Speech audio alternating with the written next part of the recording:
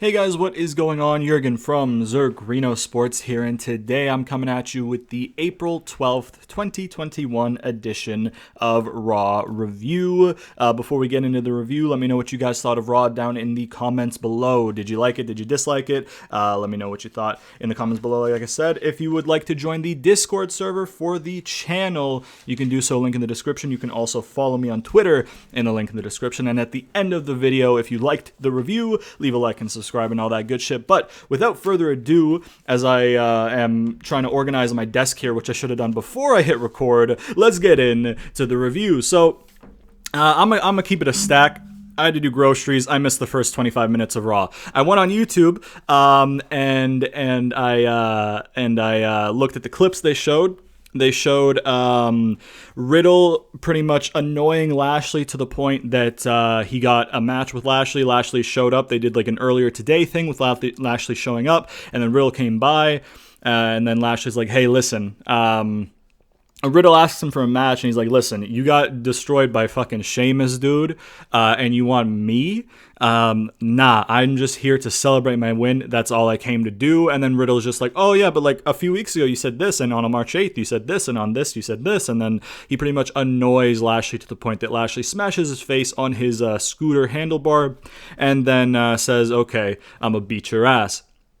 And then we had that match. Again, I can't really comment on the quality of the match because I didn't see the match. I just saw the ending of the match on the YouTube clip. Lashley wins, of course, with the Hurt Lock. You know, that makes sense. Dominant champion, he needs to win.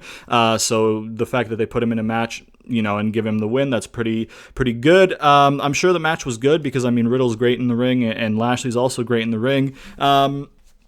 In terms of them giving Lashley this match, I don't think it was really necessary because you're giving Riddle a loss that's not necessary, and you're giving Lashley a match that's not necessary because he just retained the championship. So you could have just cut like a promo or something, which I think they were advertising and then didn't happen because of something that happened later on, which was a clusterfuck promo, which I'm not saying in a bad way. I think clusterfuck promos are good sometimes to set things up. I just call it a clusterfuck promo because I'm bad with the words, so I don't know how to properly call it. So but anyways, yeah, so I don't really see the need to have him in a match. I think they maybe put him in the match with Riddle because they knew that they were going to do the clusterfuck thing later so that he wouldn't come out and whatever, you know what I mean? I don't know.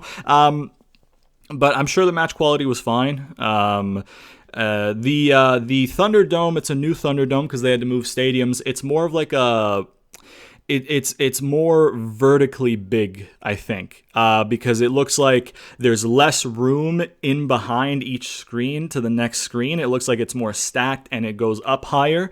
There are fan screens at the top of the stage now. The stage is a bit higher as well, like a bit taller. The ramp looked a little bit wider, maybe. I don't know if that's just me imagining it or not.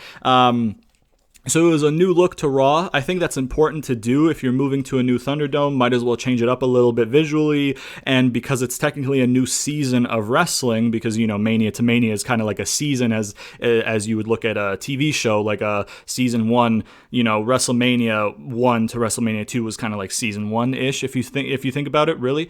So basically, Mania to Mania is like your wrestling season.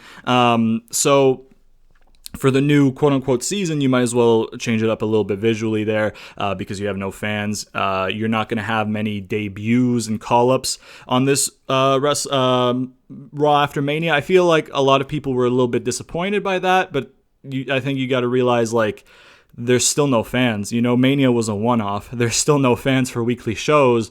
Why would you waste a call-up on no fans, right? Unless they had done something with somebody in NXT that like just completely left them with nothing to do there, then you're kind of handcuffed to bring the person back to no fans or call them up to no fans, kind of like Rhea Ripley. But like, you know, if you don't need to call them up, you shouldn't call them up with no fans, right? But anyways, so new look to the Thunderdome. which I liked. New commentary team, not only the Adnan guy replacing Tom Phillips as the play-by-play, Graves replaced Joe as one of the color commentators. So I'm interested to see what they do on SmackDown. I don't know if they're going to put Joe on SmackDown and then have him get involved with Roman maybe from commentary and then maybe bring Phillips back in, because Phillips isn't really a color guy. And SmackDown is a two-person team anyways. So I'm interested to see if it's going to be Cole and Joe for SmackDown. I think that could be a decent pairing because it's kind of like a Cole and Taz type pairing. Granted, Cole is so overproduced with Vince in his ear constantly these days that Cole is shit. It's not 2003, 2004 anymore where Vince kind of just let you have more freedom as a commentator, and also, he was less delusional, so even if he was in your ear, it was good shit in your ear. But yeah, just to comment on the new play-by-play guy, the Adnan guy, a bit of a rough start, but I mean, it is his first night, so I'm not going to out the gate be like, oh, this guy fucking stinks, brother, what the fuck? Because, like I said, it's his first night, and being a play-by-play commentator for a wrestling show when you've never done it before on live TV with no, practice, it's a learning curve, right? So I'm not going to be overcritical on the guy. I did think he struggled. I think he mentioned on commentary himself that he is struggling, and he's happy that Saxon and Graves are kind of there to help him out a little bit. I'm sure he'll get used to the role. I'm going to miss Tom, though, because I think Tom Phillips is a good play-by-play guy, but it is what it is. We'll see if he improves or if he continues to kind of struggle. I think he will. I mean, apparently the guy's been in presenting and reporting for a lot of years, so I'm sure he has the experience in other facets of, presenting to adapt to commentary. I mean, Michael Cole was never a play-by-play sports commentator before. He was like a news reporter or something. Like, he would report on wars and shit before he was in the WWF at the time. So, people adapt. People, adapt. Yeah, that's the word. I was thinking of another word. But anyways, yeah, so after that weird tangent, I'm sure Bobby and Riddle was good. But I didn't see it because I was 25 minutes or so late to Raw because I had to do groceries. I'm not sure if there was something else I missed because there might have been a backstage thing. I don't really know. If there was, then apologies that I didn't see it, but I'd rather get food to be alive than watch Raw, which makes me not want to be alive. So, then I tuned in to Cedric and Shelton waiting on the War Machine, the War Raiders, the Viking Experience, the Viking Warriors, right? Ha, I made the meme. Just call them War Machine, bro. At least War Raiders. I know they can't call them War Machine because there's a superhero fucking thing, somebody called War Machine or something. Either that or they didn't want to do it to the MMA fighter who beat the fuck out of his girlfriend or something. I mean, those are fair reasonings, to be honest. But I mean, War Raiders was perfectly fine. I don't know what the fuck they changed their name for, calling them up. I don't know why they called them up and changed their whole gimmick, really, to begin with. They changed them from face to heel, I think, when they called them up. Whatever, they just kind of botched them up. It's nice to see Ivar back. I mean, Eric wasn't injured. Ivar was the guy who was injured. But Eric was, they didn't really give him a singles push or anything like that. He just kind of was waiting for Ivar to be back, which is fine. Eric was smiling ear to ear when he got in the ring, man. They were happy to be back. It's nice to see them back because the tag division definitely needs tag teams. My problem, the match was fine, by the way. My problem is that they are immediately jobbing out Cedric and Shelton. If you wanted to bring them back, you know what I mean? Why not have them beat New Day, and then in the New Day match that happened later, why not have Shelton and Cedric in that spot? You know what I mean? Like New Day can take losses and not really be affected by it. Not only just because they've been booked strong over the years, but because their characters, like their gimmicks, the whole power of positivity thing, they can kind of brush off a loss and keep moving forward with the power of positivity because they just kind of have amnesia to the negative. You know what I mean? They're like, oh yeah, whatever, we lost, but guess what? We're gonna crack jokes, we're gonna be entertaining, we're gonna have great matches, and then, you know, if we're on a losing streak, we'll get a win.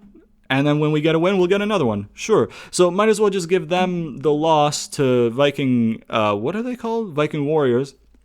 That wasn't even a meme. I genuinely forgot. I ran through the names as a meme on purpose, but like, I genuinely just forgot what their names were. But yeah, man. So, excuse me. Yeah. I mean, again, the match quality was fine for the time that they were allotted. It was great seeing the Viking Warriors back. Them winning absolutely is the right call. Cedric took the pin for Cedric and Shelton. And with my personal Shelton Benjamin standing aside, Shelton probably should be taking the pin there because Cedric has a longer career ahead of him left. So maybe you could split him and do something. You could still split Shelton and do something because Shelton is fucking fantastic. Shelton is the better of the two in my opinion. I think Shelton is better than Cedric. It's just Shelton is also a bit of, you know, he's further along into his career, I think. So then again, I don't know when Cedric started wrestling, man. Maybe he started wrestling on the Indies in 2002 and they've been wrestling for the same amount of time. If that's the case, then fucking push Shelton to the moon, brother. But yeah, man. Yeah, like I said, I would have preferred if they would have had Viking Warriors go over New Day instead of jobbing Cedric and Shelton. I don't think Cedric and Shelton even had an entrance. When I hopped on Twitter, I saw people saying jobber entrance for Cedric and Shelton, which is a fucking shame. But yeah, I mean, the match quality, like I said, was fine for the time that they got. Great to see the Viking Warriors back. Big boost to the tag division. Yeah, man. Yeah. So, you know, it's fine. Again, though, like I said, probably I would have preferred if New Day and Shelton and Cedric's spot in the card today, or last night, I guess, would have been swapped, but they were not. So, yeah, man. Then we had Asuka getting interviewed backstage, asking about her approach to her rematch with Rhea Ripley tonight on Raw, which is actually the next match. She said that last night Rhea brought the fight, but tonight it's her turn. Losing to Rhea was a nightmare, but tonight she's ready for her and will once again become women's champion. I think then we had a commercial. When we came back from commercial, the big return on Raw for the Raw after Mania was Charlotte. Whoa, dude. What, she missed like 2 weeks of Raw? That's crazy. What a return. We thought that she would never come back. Wow, what a surprising return, dude. She missed 2 weeks of TV? Holy shit, Triple H in 2002. Is that you, baby? Fuck off. It's not a surprise return. It's Charlotte. We knew she'd be here. Don't treat it like a surprise return. But anyways, she turns heel. She when she's making her entrance for her promo, she makes the sound crew open the ropes, and then immediately you're like, okay, yeah, no, she's heel. Then she says she wasn't on Mania for something that wasn't her fault. You know, which is unacceptable. And she says, oh, the people at home might be saying, yeah, it's just one Mania. It's just one Mania. And she's like, no, I'm a franchise player, blah, blah, blah. It's unacceptable. It's not my fault I miss Mania. It's not my fault that Asuka needed a tag partner. It's not my fault that Ric Flair was acting like a goofball. It's not my fault that Lacey went and got Prego. Okay, Charlotte Snitsky. Okay, sounds good, bro. Sounds good. New gimmick, Charlotte Snitsky. Let's go. She says how she challenged Asuka for the title, got no response. Then Rhea showed up, challenged, and Asuka accepted. And then Rhea won at WrestleMania, out with the old, in with the new, yay. She talks about how the whole locker room were happy that Charlotte was missing Mania. They're like, oh, this is our chance, this is our opportunity, blah, blah, blah. She says that Rhea is the biggest snake. And then Asuka, of course, manipulated herself into a rematch tonight. And she says, but guess what? Karma's a bitch, and I'm that bitch. She talks about how no one compares to her. Sasha, Bianca, Rhea, Asuka, this and that, this and that, this and that. The last name she mentions is Alexa, and the way she says Alexa makes me kind of think that they're setting up Charlotte and Alexa for the future, which means Rhea's going to drop the title to Charlotte, and then Fiend Alexa, we'll get there, by the way, is going to beat Charlotte for the title, essentially. So, sorry to Rhea Ripley for your transitional reign. Charlotte got to look strong, though. Apologies. It's not your fault. You're fantastic, but Vinnie Mac. So, yeah, man. She says that she doesn't steal opportunities from everybody's favorites. She is the opportunity. She won't apologize for being that good. You will bow down to the queen, your 13-time women's champion. No more humble, Charlotte. You will show me respect. I've given years to this business of my life. What have you given me in return? So enjoy the title match I should have been in. And then she drops the mic. Yeah, that's crazy, dude. It's good that she's heel. Charlotte as a babyface is just so garbage. You don't have sympathy for somebody like Charlotte Flair. You don't relate to somebody like Charlotte Flair. You don't see yourself in somebody like Charlotte Flair. So having her be that baby face that all the crowd is supposed to get behind doesn't really make sense, and it doesn't connect. And that was obvious. Even without fans, it was awkward as fuck when she was the baby face and she was like, "Oh, Dad, just let me be me. I don't want to be your daughter, dude. Just let me be the first Charlotte," even though they've done that like 5 times. And then they've done this promo like 5 times too. She's kind of like on a cycle. She's, hey, Rick's daughter. I don't want to be Rick's daughter. I want to be Charlotte. And then she turns heel and she's like, yo, I'm the best, dude. Show me respect, dude. What the fuck? What the fuck, dude? Show me respect. So she does this on kind of like a cyclical basis, but it's fine. The promo itself, I will give her credit. It didn't feel scripted. It kind of felt like she got freedom to improvise and go off the cuff with it, and it sounded like that, and I think that's good. It felt more natural than her reading a script by like Vince just saying fuck off fans.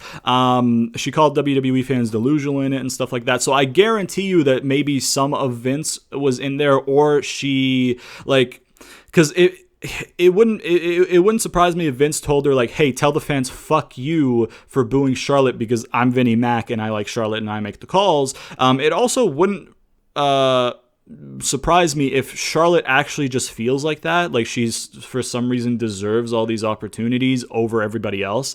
But you know, it is what it is. The promo felt more real because it felt improvised to a degree.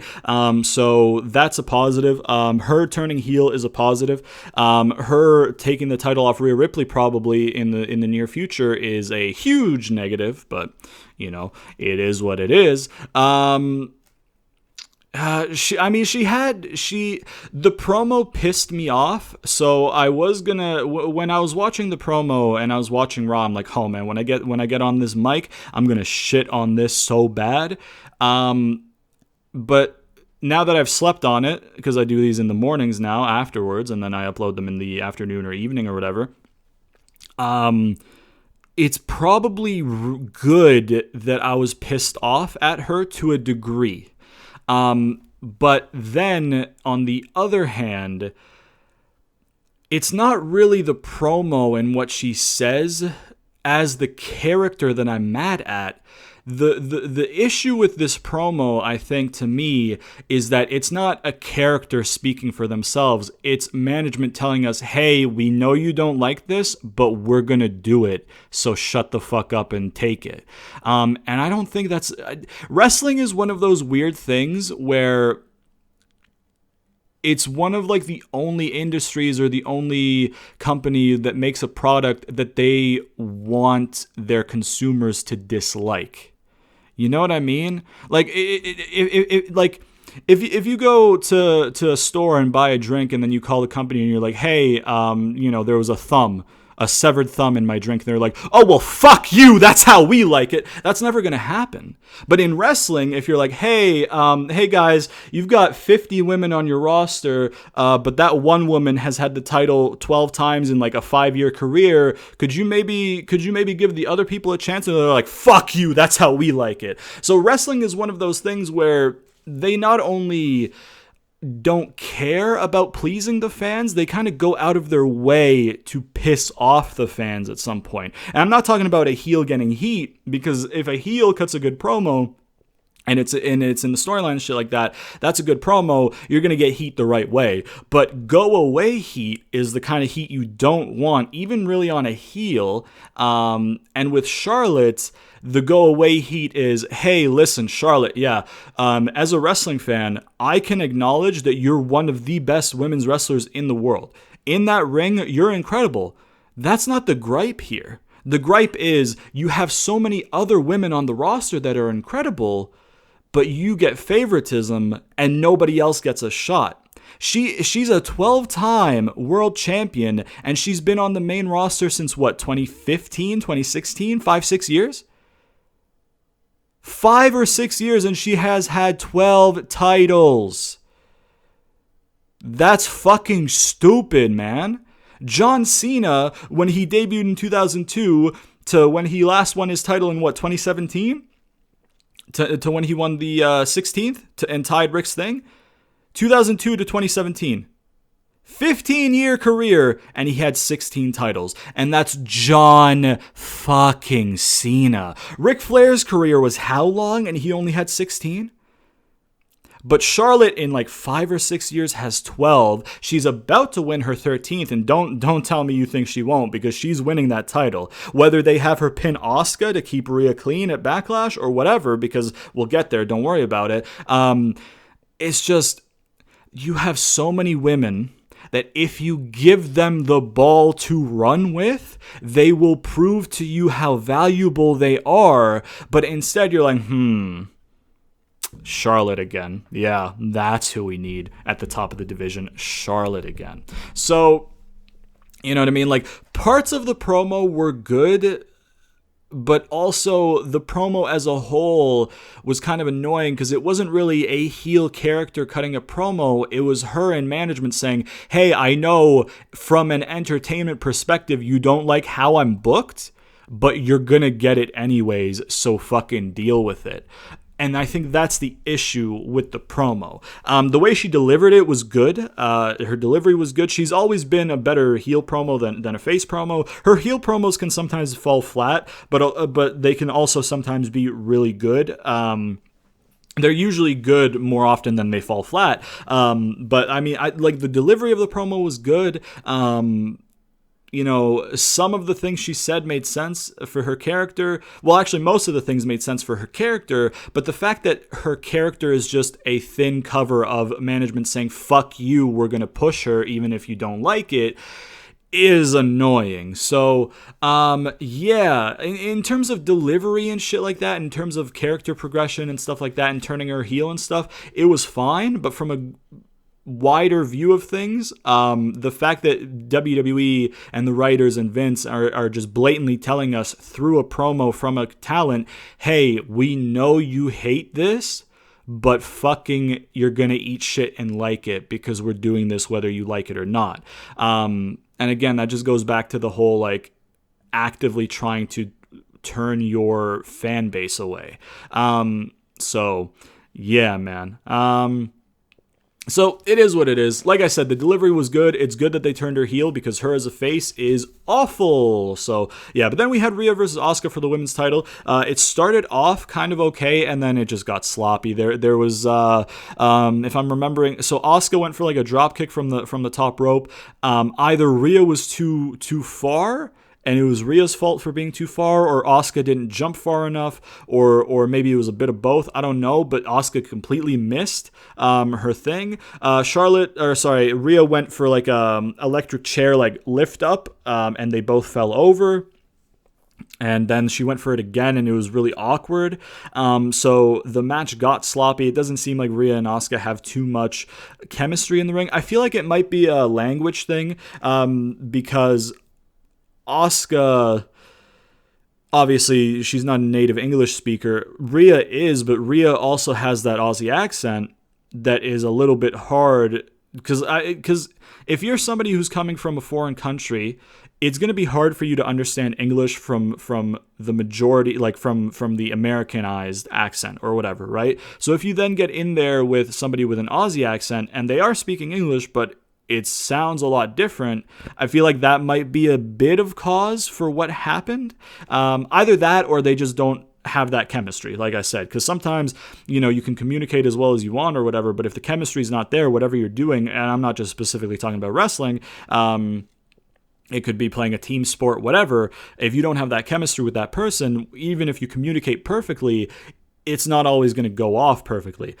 So the match started better than their Mania match did, but then it got so sloppy, which was unfortunate because both of them are fantastic. So it was just unfortunate. But anyways, while they're on the outside, Charlotte gets involved, attacks both for a DQ finish. I think the first person she would have touched would have been Asuka because she pushed Asuka into into Rhea, into like the steel steps and the post and stuff. So if she touches Asuka first, Asuka technically gets a DQ win. But it's a DQ finish, really. And then she beats them both down for a little bit after, and then there you go. So we're gonna get a triple threat at Backlash. I'm not gonna call it WrestleMania Backlash because it's just them being like, hey guys, please watch our next show, please watch our next show. Look, we put WrestleMania in the title. Please watch. Hey, WWE, guess what, dude? If you wrote good programming, you wouldn't need to tack on cheap tactics to get views because people would just be like, oh, they're doing good, consistent, long-term storytelling. I'm going to watch because now, even if a booking decision happens that I'm like, what the fuck? I know that there's going to be a plan in place for it, and then it'll make sense in the end. You know what I mean? Because, like, I've said it here and there on the reviews and stuff. The thing with the booking is, like, WWE does so many things short term and, like, without a plan that a lot of the times a booking decision will happen and it'll make somebody look really shit, and then nothing will happen from it, so it just makes them look shit. If you have a booking decision that at the start you're like, I don't know, but there's a long-term plan and it plays into the long-term plan and it makes the whole build better, at the end of it you're like, oh, that was good. But if there's no plan and that's just the end and it's just a shitty booking decision that goes nowhere, then you're just like, oh, what the fuck? And they do that every week, especially on Raw at least. SmackDown's usually good, but yeah, man. So the match wasn't that great because it was sloppy, unfortunately, for Rhea and Asuka. DQ finish, and then, like I said, Backlash. There's probably going to be a triple threat between them, so that's fine. We had Miz and Morrison backstage, and they come across Maurice. Morrison asks why she's here. Miz is like, well, obviously she's our guest. And he's like, oh, yeah, of course. I knew that. Yeah, I knew that. And then they walk off and he's like, hey, wait up. And then, so teasing the Miz and Morrison split. And then hopefully a Morrison singles push, baby. Morrison's so good. And then I think we went to commercial after that. We come back or not. I don't really care. No, I think we came back from commercial here. Nia and Shayna were rewinding and playing Mandy's Slip at WrestleMania and laughing at it, and then Mandy comes up and she's like, yo, I mean, come on, that's enough, right? Come on. And then Nia's like, hey, don't worry, I got this, and Shayna leaves, which is a little bit weird why they would do that, because, I mean, both of them are making fun, but maybe it's just like a whole trying to make Nia be like, oh, I'm a big tough piece of shit, dude, I got this on my own, kind of thing. But she was like, you know what? I can laugh at myself. It was funny. And I got right back up. Like maybe you didn't see it. It's always funny when things happen, you don't see it coming. Slaps the shit out of Nia. Goes for a tackle around her waist. Dana comes in, they attack Nia, and then they head off. So, could you believe it, dude? A wrestler slipping, giving them a push, potentially, seemingly. So that's going to be good. Then we had Alexa's Playground. She basically says, you're probably wondering why I did what I did. I'm going to explain. She says, there once was a girl who was lost, and one day she was rescued by the darkness. The darkness protected her, nurtured her, taught her everything it knows, but then the darkness went away. And when she realized, she never needed the darkness. and she could do everything on her own. She wondered, was the darkness helping her or just getting in her way?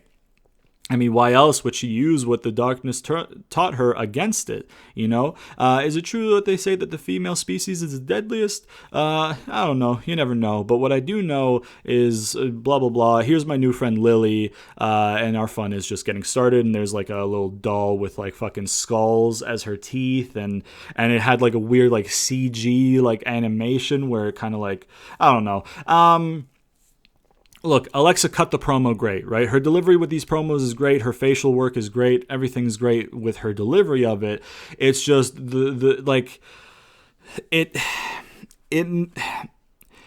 what she says makes sense in terms of, hey, that's an explanation and whatever, but it was very clearly not a thing where they're like, hey, this was the plan. It kind of looked like they changed the booking at Mania maybe like day of, and then they were like, okay, fuck, Bray and Alexa, come up with something that explains it. And they're like, well, fuck you, man. What the fuck? And then it seemed like one of those promos. So, I mean, she delivered it good. The Lily doll, I don't know what the fuck is going to go on with that. Overall, this gets a bad review, I guess, from me, because it's just a reminder of the fact that they buried The Fiend last night, or 2 nights ago. So, yeah, man. Yeah, man. I mean, Alexa, I don't know if they're gonna do Alexa versus Fiend, maybe, or they're gonna do Fiend versus Fiend, because there's no really hint to Fiend versus Fiend in either of the promos. We'll get to the Funhouse in a bit later on in the show, but there was no nod or hinting that I caught, at least, for Fiend versus Fiend, but those are the rumors that they might do with Bo. That, like, I don't know if they're going to do Alexa versus Fiend. I don't know if they're just going to completely split them and have just 2 supernatural characters simultaneously. I don't really... Just a quick reminder that Randy Orton defeated The Fiend in 5 minutes at WrestleMania after a distraction and a move that The Fiend no-sold after, might I remind you, surviving being burned alive. So Vincent Kennedy McMahon will pay for his crimes, my guy. Anyways, I'm just going to move on from that because it's going to ruin my day. Genuinely, I'm still that pissed off about the Fiend stuff because it's just such a fucking awful decision. But anyways, then we had Miz TV, excuse me, with Maurice as the guest. Miz talks about how he's the most talked about entertainer, and why is Maurice here? And then Morrison's like, yeah, why is she here? Like, I know, but, for everybody else. And then Miz is like, oh, she's here because, or I think Maurice said it actually, she's here because they're premiering the new season of their show, Miz and Mrs. tonight. Morrison asks, we should do a spinoff, Miz, Mrs. and Morrison, it could be, because all of us have M's, blah, blah, blah. And then they kind of bicker and they're like, no, that's not a good spinoff idea. He's like, no, it's great because, because Emma. And then he's like, wait, bro, you're in this episode. It's when we're shooting a commercial for whatever. Anyways, then Miz goes on to talk about how he made Bad Bunny a star. He made Bad Bunny look good. Bad Bunny owes it to him, blah, blah, blah. Priest comes out and Priest is like, look, I'm not going to take, credit for him. I'm not going to talk, but like he looked good because he put in the work, and if I recall correctly, you said before that he didn't belong. So are you pulling a 180 there? And by the way, the headlines say Bad Bunny beats Miz, and the Miz is like, yeah, that's what the headlines say. But where are you in those headlines? Huh? You got upstaged by Bad Bunny, blah, blah, blah. And then Miz challenges Priest. Morrison's like, hey, I was going to do that. And then Miz is like, no, but I did it. And he's like, no, yeah, but no, I was going to do that. And then they bicker for a bit. And the challenge was for later on tonight. And then Maurice says, listen, guys, you can both fight him. And then they're just like, oh, yeah. I mean, yeah, at the same time. I mean, yeah, that's and then Priest is like, listen, I know what you guys are doing. You guys are idiots. You're going to challenge me to a handicap. Fine, I accept. Let's do it right now. And then they're like, no. We meant later, bro. And then Miz is like, bro, I got Gucci on. I can't wrestle you. I got Gucci on. So yeah, man. We go to commercial, we come back, and we have Miz and Morrison versus Damian Priest in a handicap match. The match was fine in terms of quality for a bit. Excuse me. They had a point where Morrison near the end shot off the ropes. Miz tagged in. Priest reversed something that Morrison was going to do into his finish, which looked great, by the way, the reversal into the finish. And then Miz tries to get him into the skull-crushing finale, and then he reverses out of the skull-crushing finale into the setup for his finish, and then Maurice grabs Miz's foot from the ropes so that he can't hit the finish on him, and he's like, oh man, blah blah blah, and then he starts beating up Miz a little bit more, and then Maurice gets on the apron, and he's like, bro, okay, can you get down, please? Like, seriously, can you just please get down? Miz, with his pants around his ankles and no shirt on, comes in, rolls up Priest, puts his foot on the top rope. Miz kind of holds his foot on the top rope for the leverage, 1, 2, 3,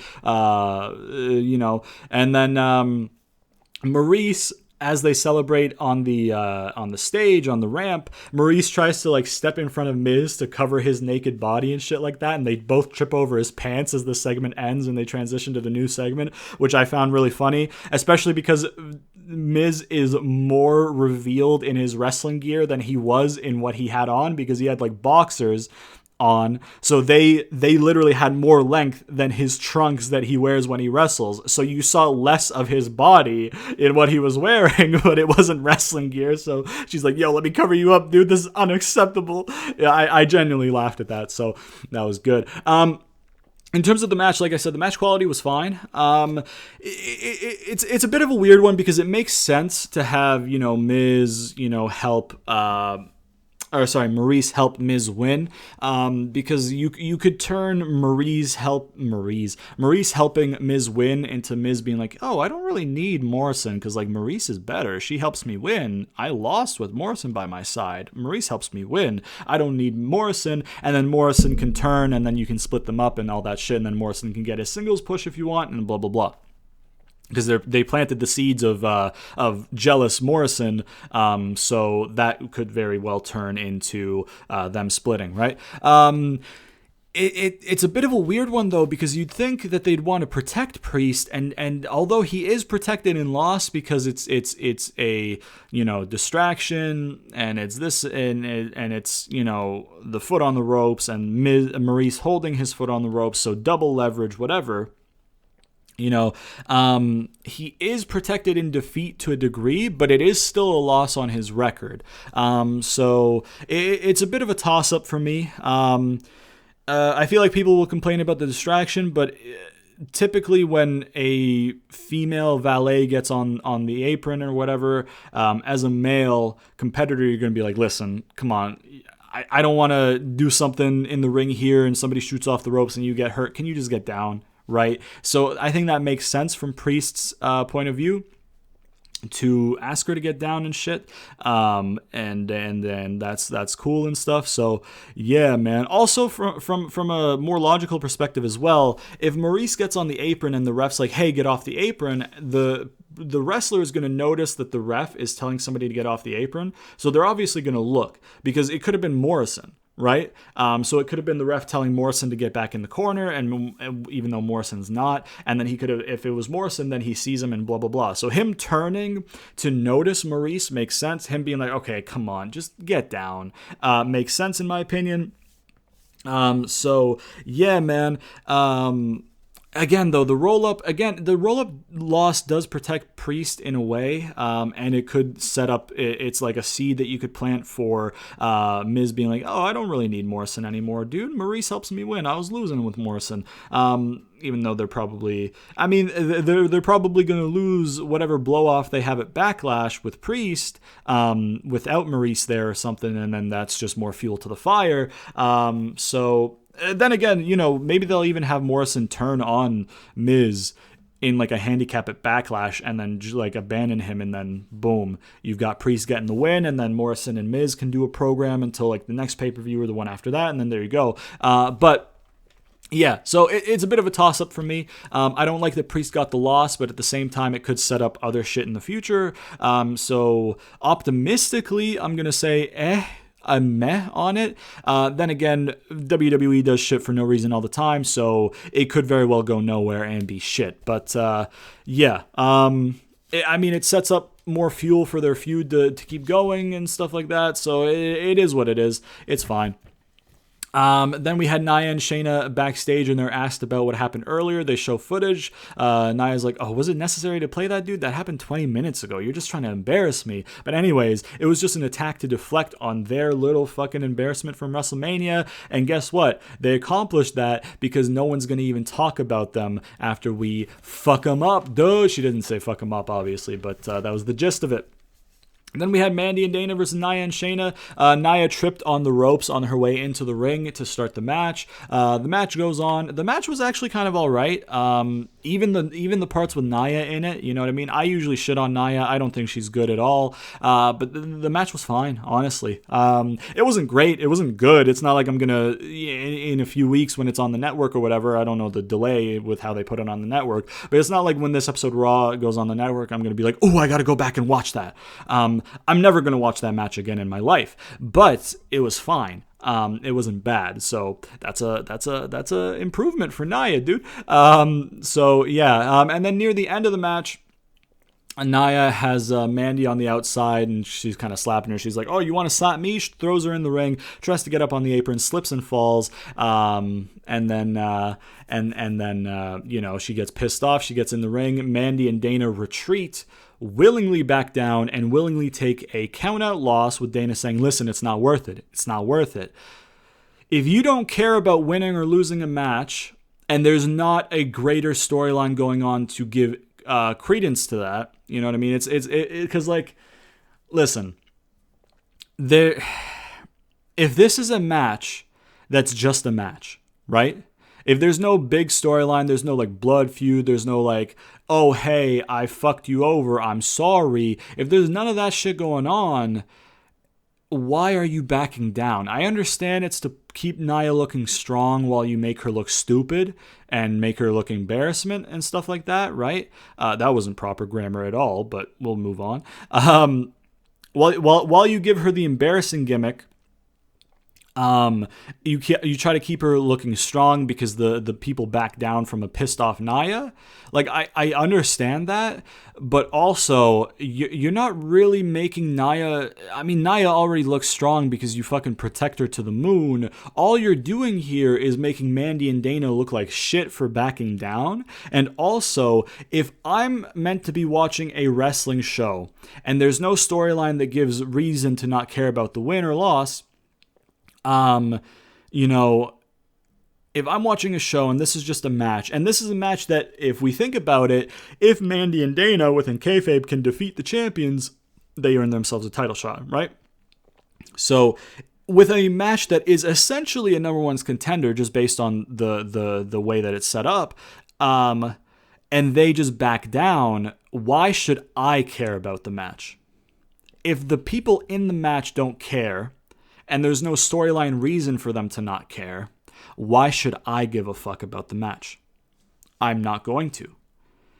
Because if you don't care enough about what you're doing to not be upset at a loss, and not even a loss where you give your all and then, oh shit, you lose. Okay, well, I'll go back to the drawing board, I'll rebound, and then I'll try again. It's, hey, I'm a wrestler.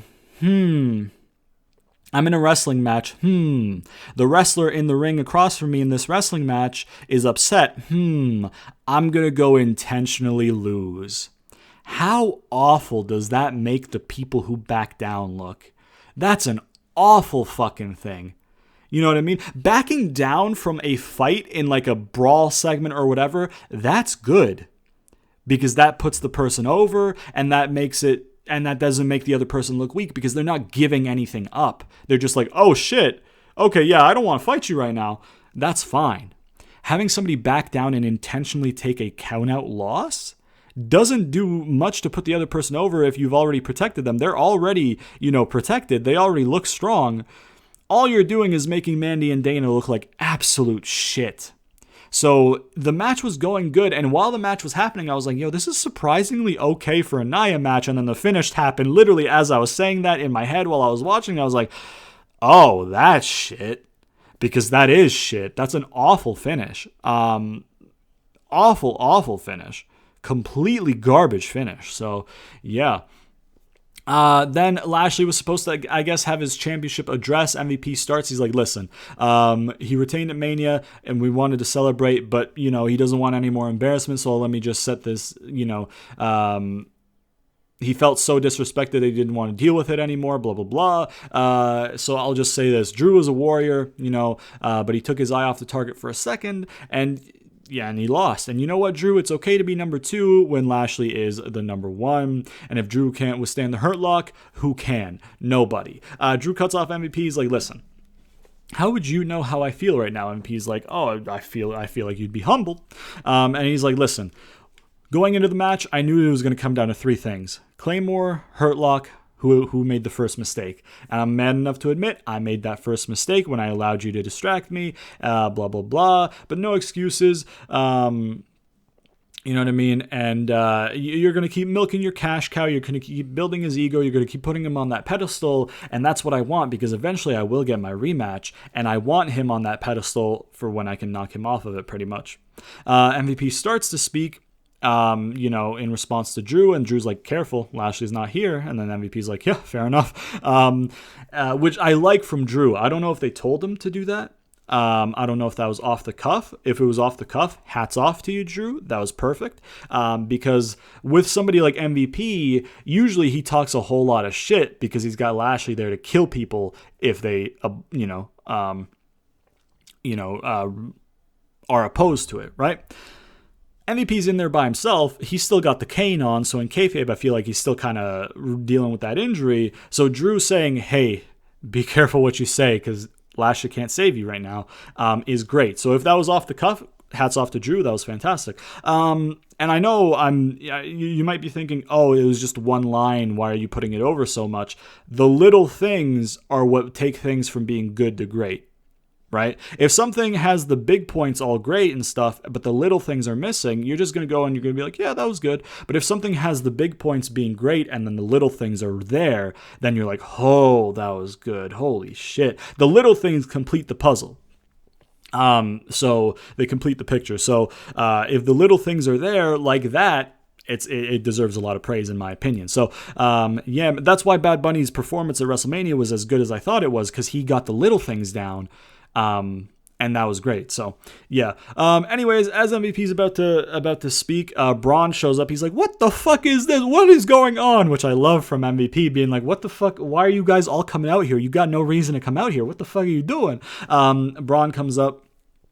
And then he's like, what the fuck's going on? Hold up, Drew, you got beat back of the line. Braun, what are you doing out here? Braun's like, you know what? For the first time ever, MVP, I agree with you. Drew, you got beat. Go to the back of the line as the Monster Among Men jumps to the front of it after decimating Shane McMahon at WrestleMania. Blah, blah, blah, blah, blah. And then Randy's music hits and he comes out, and then MVP's like, what the fuck is going on, man? What the fuck is this? Randy comes out. He's like, Alexa Bliss, the Fiend, I defeated it. I'm the best. I'm back to being the best. They're in the past. I'm going to the best. I'm the best, and that's the Legend Killer, blah, blah, blah. Whatever. Just typical putting yourself over. Pierce comes out. He's like, gentlemen, listen. You all make good points. You made my job really easy. Tonight, you three will be in a triple threat. The winner faces Lashley for the title at Backlash. So there we go. We got our main event for the night. Elias has a promo where he dedicates his performance to Shane. Every time he tries to strum the guitar, a trombone sound plays, which obviously is Francesca. New Day comes out. And then Kofi's like, yo, you're apologizing to Shane, but not the tag division that you disgraced at WrestleMania by getting whooped by one man. You two, a tag team, got whooped by one man. And then Woods is like, yo, if it happened to us, we wouldn't show our faces around here. You know what I mean? And you guys talk of this game, and, for the first time in however long in a year in front of fans at WrestleMania, all you did was catch Braun's hands, bars. And then we haven't done this in a while, but shame. And then Elias is like, hold on, let me give me a second here. Getting beaten single-handedly by a big man at WrestleMania, isn't that exactly what you two did to Omos? And then blah, blah, blah, the promo starts, and then they have their match, New Day versus Elias and Riker. Obviously, New Day win. Like I said earlier, I would have preferred if Cedric and Shelton could have gotten the win over Riker, and then New Day could have put over the Viking. I've actually genuinely forgot their name again. Viking Warriors, right? I think. Hope so. It's not Viking Experience, so it's got to be Warriors. Their finish is still called the Viking Experience, though, which is fucking disgusting.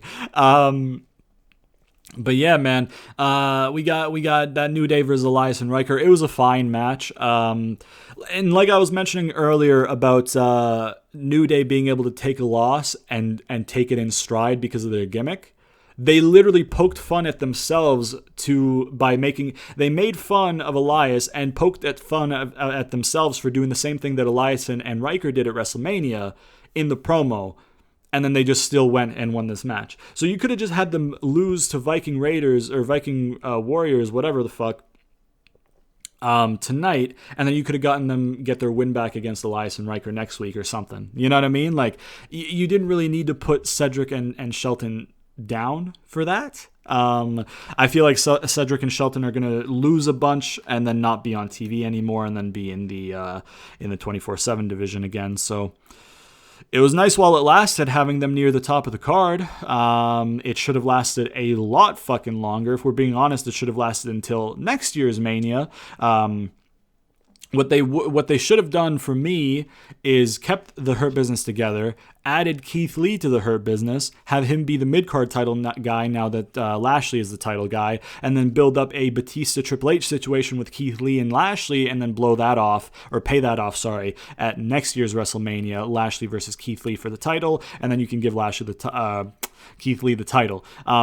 Granted, I'm not somebody who looks at Keith Lee as a main event guy, but I mean, like, if you build him up with the Hurt Business and build him up to look strong like that, the booking would warrant him being that top guy. And I know a lot of people see him as that top guy. So, yeah, man. I think that could have been good, but that is not the case because Vince McMahon hates good things in the current day and age. So, yeah, New Day versus Elias and Riker. New Day was going to win. Guaranteed result as soon as the match graphic was shown. Then we have a quick Randy promo where he talks about how for 6 months he's been distracted, but not anymore because Fiend and Alexa, they seemingly disappeared so he can focus on the WWE title. He has to go through Drew, he has to go through Braun, but he only has to strike once with the 3 deadliest letters in this industry, the RKO. Then we have the Firefly Funhouse. I think it was Rambling Rabbit who introduced and he said he's back. The return, Bray's back. Bray says it feels good to be back, especially with his true friends. Abby says, good riddance, she was a bitch. Bray's like, yo, if you don't got anything good to say, don't say anything at all. Abby's like, fuck that. Obviously it was censored both times, but it is what it is. Rabbit says, oh, it's going to be roomy around here. Bray grabs Ramblin' Rabbit and then kisses him on the forehead. And he's like, didn't see that coming, did you? And then throws him away to crashing sound effects. He talks about how we still have each other. We always will. It feels great to be back. It's a new season. We got new friends. We got new whatever, this and that. And he is reborn, he's back, Bray is reborn, blah, blah, blah. No more clout chasing in this simulation. The funhouse will be big and blah, blah, blah, and blah. So it looks like they just hit the reset button on The Fiend.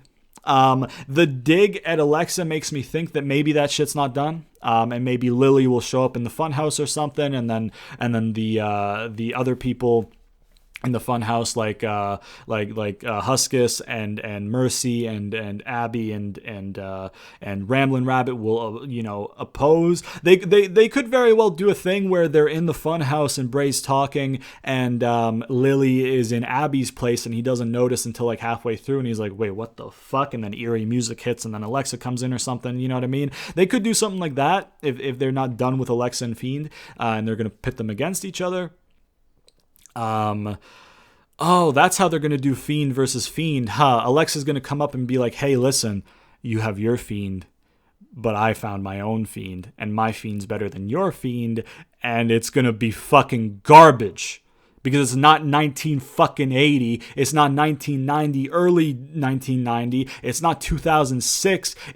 Doing the fucking Kane versus Kane, Undertaker versus Undertaker, fucking Fiend versus Fiend bullshit in this day and age is shit, my guy. But I feel like that wasn't the long-term plan. I can't imagine that Bray had that in his mind the whole term. I think I read something. Somebody told me earlier that I'm in a chat with for wrestling. Somebody told me earlier that apparently 2 finishes got changed at Mania at the last minute, which was Bray, the Fiend was originally meant to beat Randy, and then they changed it last minute, and then apparently Edge was meant to win the main event, and then they changed it last minute. So they made one awful decision by changing Bray's win to Randy's win, and then they made one incredible decision by changing Edge's win to Roman. I don't know why the fuck they were thinking Edge should have won that match up until that late. Edge does not need that win. You have a star in Roman Reigns. I know this is a Raw thing, but I'm just going to quickly comment on this. You have a star in Roman Reigns who feels like the main event. He's not booked to be in the main event. He is the main event. His gimmick is true to life. He is the tribal chief. He is the head of the table. When he shows up, you see him and you're like, oh, that's the top guy. It's not, oh, okay, that guy's being booked to be the top guy, because there's a difference. Both of them are good, right? But one of them's better. And the thing that's better is you look at a guy and he looks like main event. He feels like main event. He is the main event. When you look at him, you're like, yep, that's the top guy. That's the guy to beat, right? What other compared to when somebody's just booked to be the top guy. So why, and Edge does not feel like the guy, the main event. It feels like Edge came back and that's awesome, and he's going to get booked into some cool shit, and that's cool, right?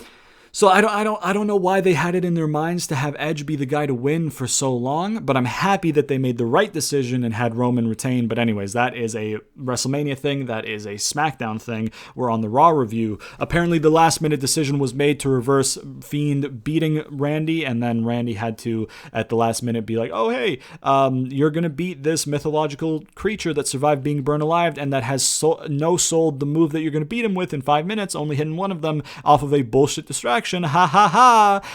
So that was an awful decision. I'm still pissed off about it. The Funhouse was fine. I mean, it was nice to have the Funhouse back. There were some good moments in it, like Abby saying she's a bitch and fuck her and stuff like that.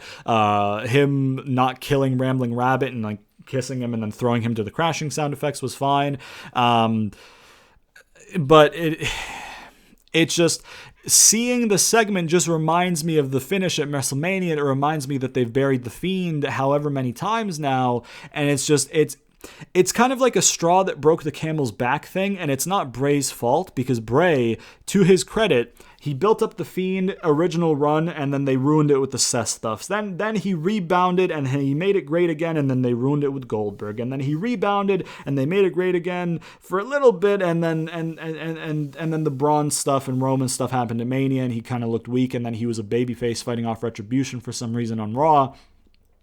And then they made it great again leading up to the Randy stuff, and then the Randy stuff ruined the Fiend. So it's just, there's only so many times that you can expect Bray to get given a pile of shit by Vince McMahon and turn it into gold. You know what I mean? Because Bray had something that was gold, and then Vince is like, oh, yo, that's really good. Let's ruin your thing to put this guy over. And then that's the whole thing that the Fiend has been done for, and that's not what, so I don't know if Bray is going to be able to recover the Fiend.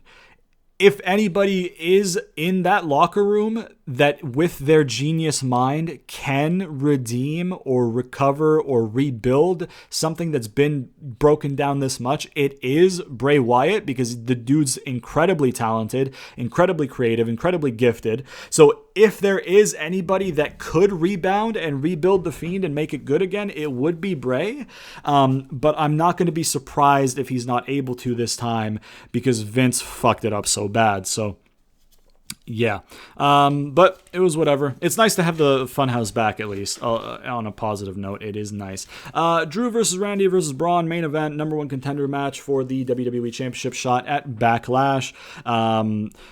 There was a moment early in the match that the Strowman Express was cut off by Drew hitting him with the steps, and then Orton did the table spot to Drew. The match goes on. The match was fine. Drew wins the match. MVP comes out at the end of the match.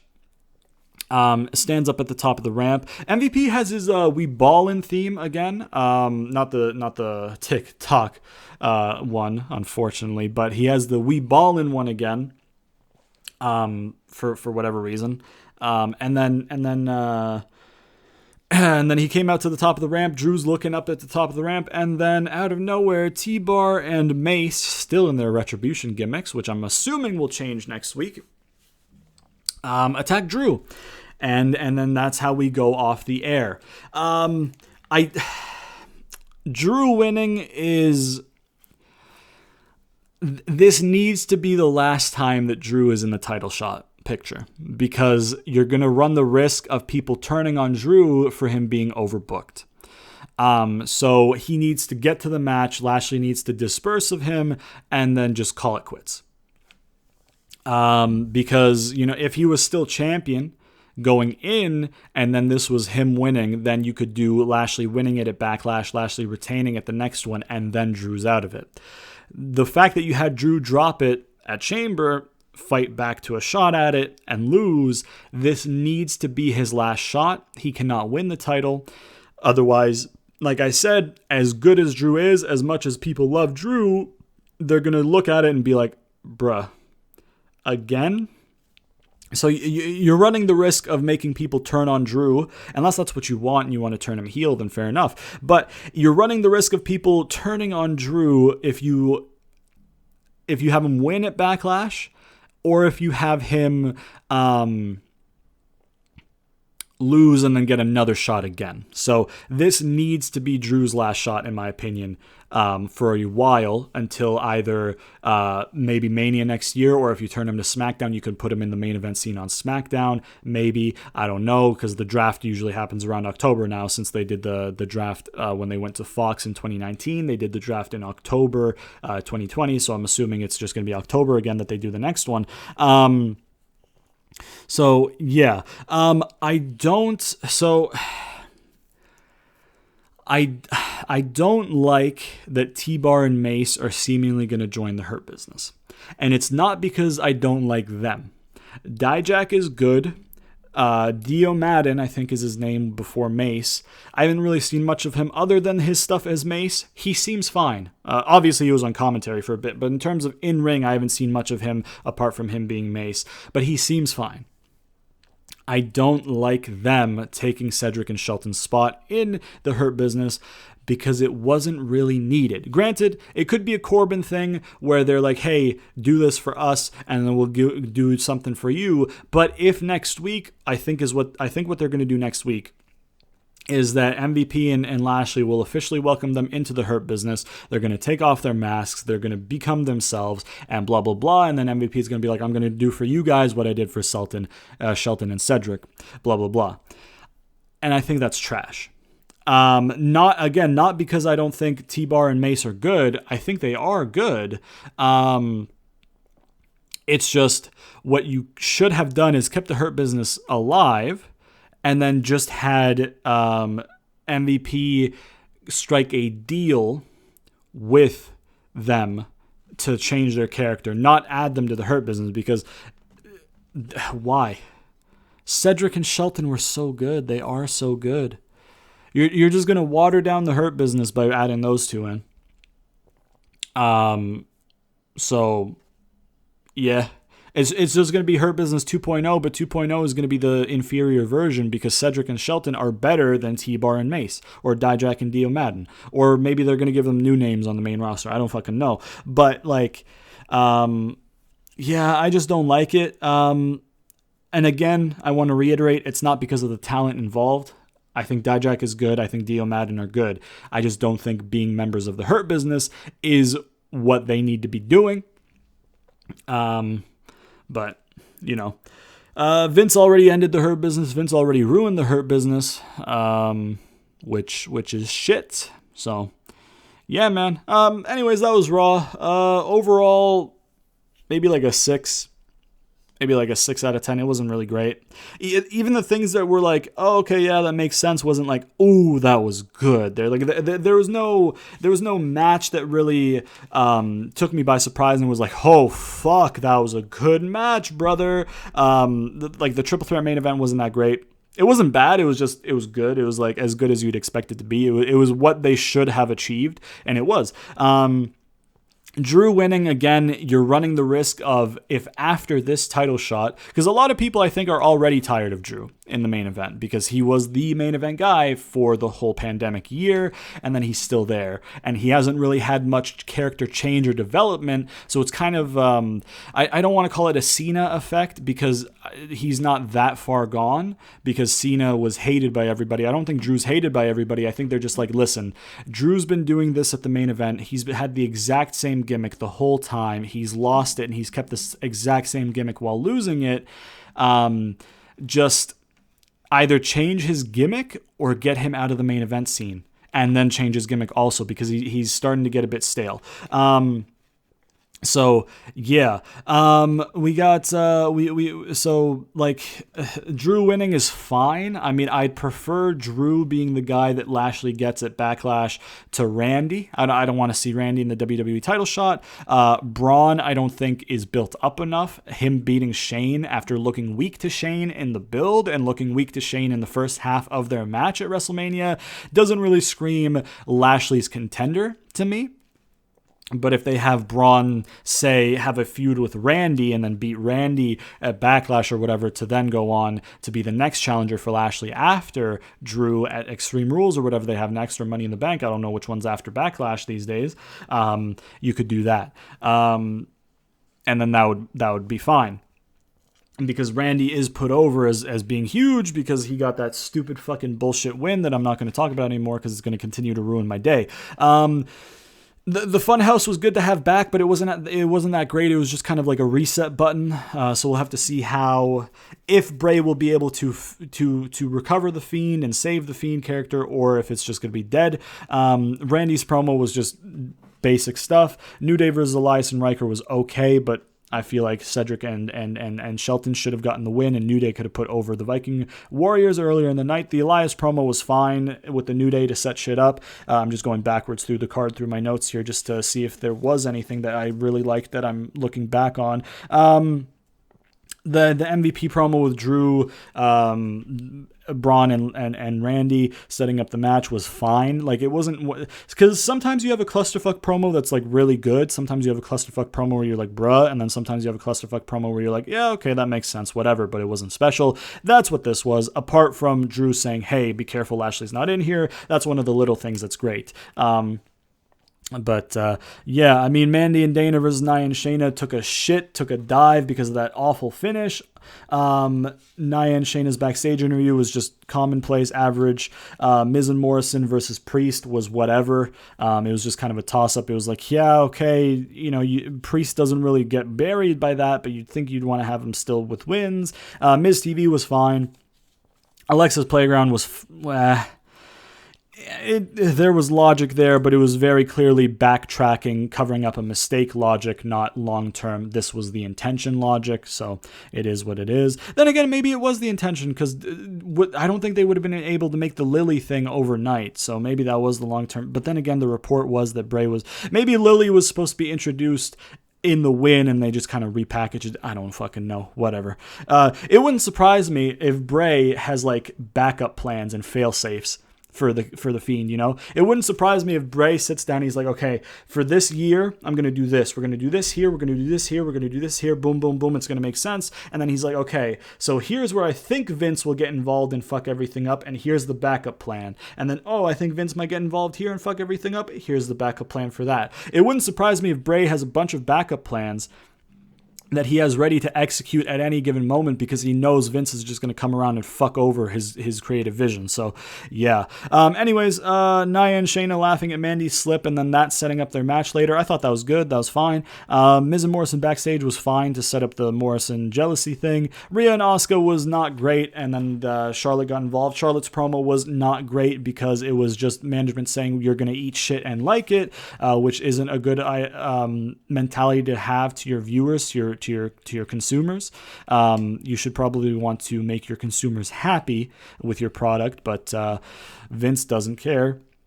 Asuka's backstage promo was whatever. It was fine. Viking Warriors versus Cedric and Shelton. It was an okay match. They didn't really get too much time to work with it. It was nice to see the Viking Warriors back, though, so that was nice to see. Like I said, Lashley and Riddle was probably fine. It doesn't really need to have Lashley do the match. You're kind of giving Riddle a loss for no reason there, but it is what it is.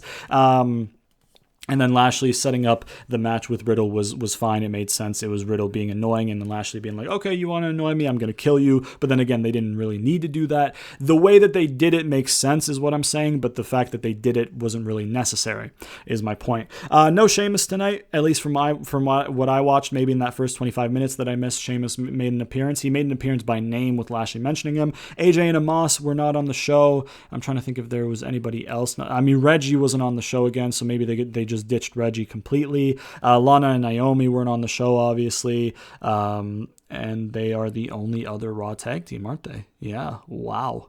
I mean, yeah, maybe like a 5 out of 10, because it just there was nothing like good. You know what I mean? There were a couple things that were just shit, like the Mandy finish, and just, being reminded of the Fiend stuff, and then the Charlotte Flair promo. Like I said, the delivery was good, but the fact that it was just management saying you're going to eat shit and like it, we're going to do what you don't like, and you're going to fucking deal with it or leave is just really bullshit.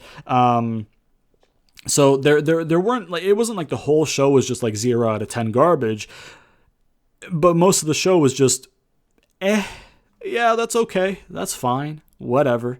So I'm going to give it like a 5 or a 6 out of 10, I think, in terms of my review for Raw, the April 12th Raw. Let me know what you guys thought of Raw. Let me know what your rating is. Do you agree with my 5 or 6 range? Do you think it was lower? Do you think it was higher? Let me know down in the comments. Let me know why. If you agree or disagree with anything that I said, let me know down in the comments. It's always great to hear different opinions on the wrestling. If you'd like to check out some of the other shit I do on the channel, you can do so at the end cards at the end of the video, especially my SmackDown vs. Raw 2006 and the 2007 and the second half of the 2008 GM mode, where I book my own storylines in those wrestling games, in those GM modes. So if you'd like to see how I would book wrestling or how I do book wrestling on those series after watching me or listening to me shit on wrestling for an hour, essentially, go check those out, as well as my other shit that's more just commentary based. You know what I'm saying? If you'd like to join the Discord server for the channel, you can do so. Link in the description. Please sponsor me. Peace Tea. Got to get that sponsor me gimmick in there. You know what I'm saying? Be sure to turn on notifications so you never miss an episode, because YouTube likes to zuck your boy and not put my videos in your sub boxes. So by pressing the nice old bell icon, you will get a push notification anytime I do upload, and you'll never have to miss it. And yeah, man, hope you guys enjoyed the video. If you did, please leave a like, subscribe, share it to all your friends, comment down below, all that good shit. And I'll see you guys next time.